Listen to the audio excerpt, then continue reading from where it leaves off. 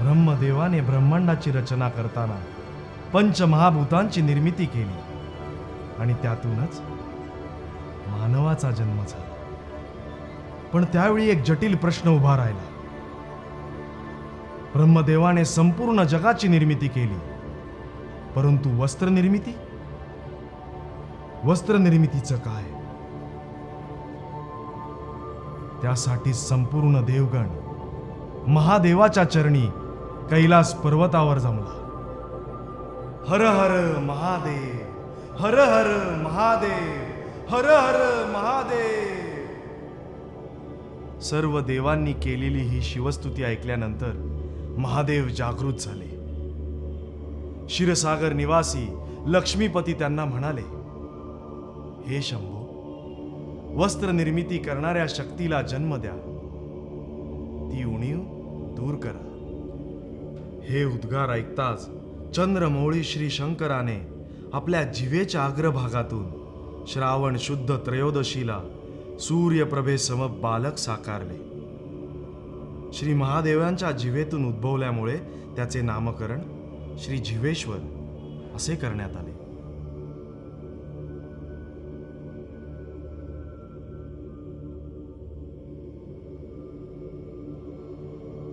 हे जिवेश्वरा, जा, साऱ्या जगाला वस्त्र पुरव. असा आशीर्वाद आदिमायेने त्या बालकाला दिला. श्री जिवेश्वर हेच स्वकुळसाळी समाजाचे आद्य दैवत. श्री जिवेश्वरांनी वयाच्या 8व्या वर्षीच वस्त्र निर्मितीची तयारी सुरू केली. त्यांच्या मदतीसाठी आदिमायेच्या आदेशानुसार सर्व देवांनी हातमागाचे भाग बनायचे ठरविले. हातमाग तयार झाला आणि कैलास पर्वतावर प्रथम वस्त्र निर्मिती झाली.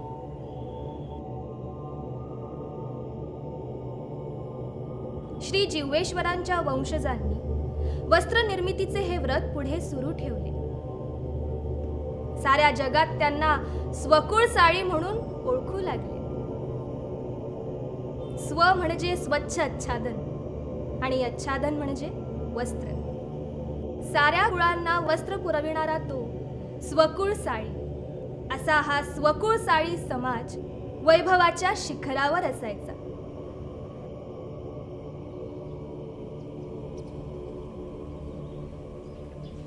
गावोगावी साळीवाडा गजबजलेला असायचा. तोट्याचे झटकपटक संगीत, पडवीत कांड्या भरणाऱ्या स्त्रिया, अंगणात पांजणी करणारे पुरुष कुची फिरवताना इकडून तिकडून तुरुतुरु धावायचे. मुलं शाळेतून आल्यावर त्यांचीही मदत व्हायची. फार आनंदी कुटुंब असायचं.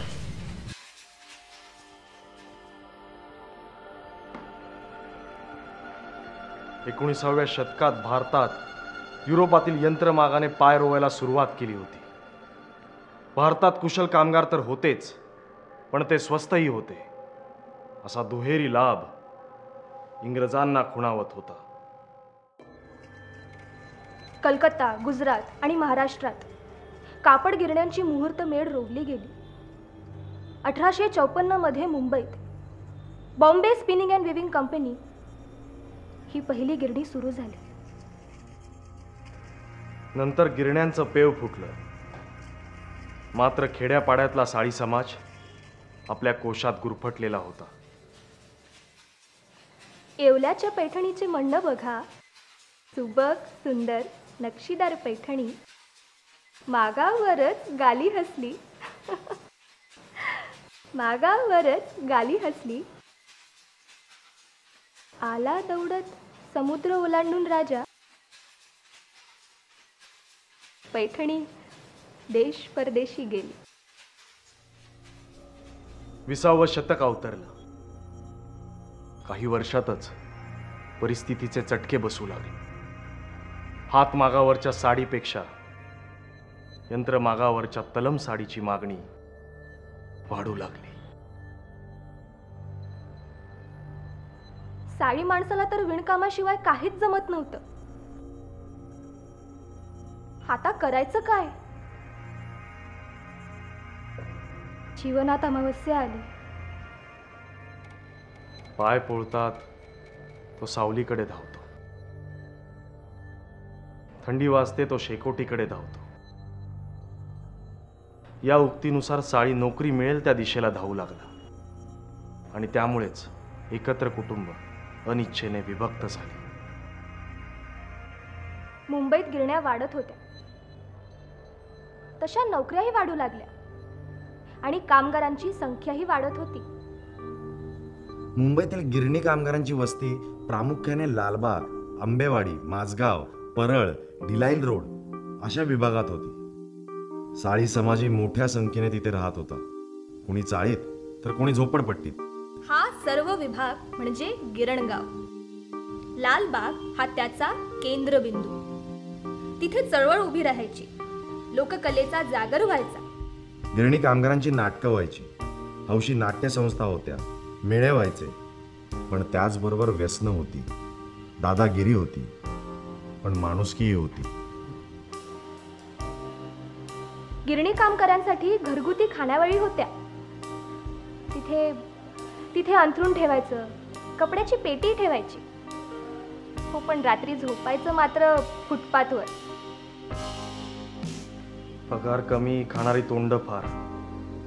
गावी कोण असेल तर त्याचीही काळजी घ्यायची. साळी असेच दिवस कंठीत होता.